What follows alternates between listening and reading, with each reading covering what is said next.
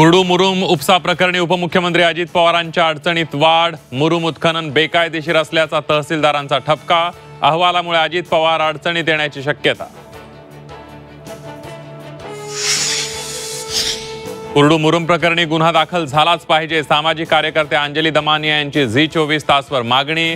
तर chain of command पाळली गेली नाही, माजी सनदी अधिकारी महेश झगडेंचा दावा।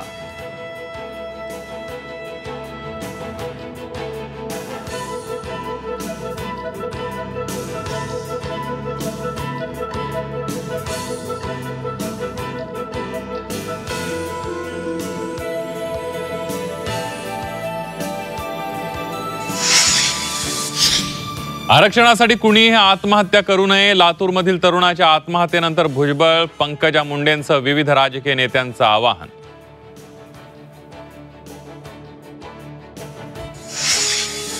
बंजारा समाजाला एसटीतून आरक्षण द्या, धनंजय मुंडेंचं मुख्यमंत्र्यांना पत्र। तर आरक्षणासाठी संभाजीनगरमध्ये बंजारा समाजाचं आंदोलन।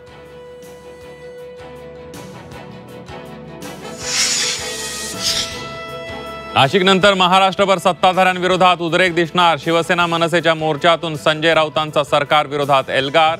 तर ठाकरे बँड संपणार नाही, बाळा नांदगावकरांनीही ठणकावलं। स्थानिक स्वराज्य संस्था निवडणुका कधीही लागू शकतात, तयारीला लागा। उद्धव ठाकरेंचे नेते आणि पदाधिकाऱ्यांना आदेश। स्थानिक पातळीवर युतीचा निर्णय घेण्याच्याही सूचना।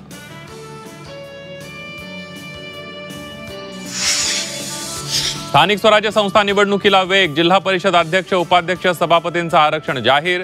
ग्रामविकास विभागाकडून अधिसूचना जारी।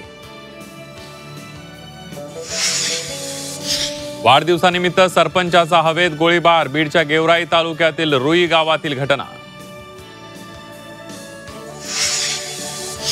आणि मुंबई हायकोर्ट बॉम्ब न उडवण्याची धमकी। चौकशीनंतर फेक मेल असल्याचं उघड। कर्मचाऱ्यांची मात्र धावपळ।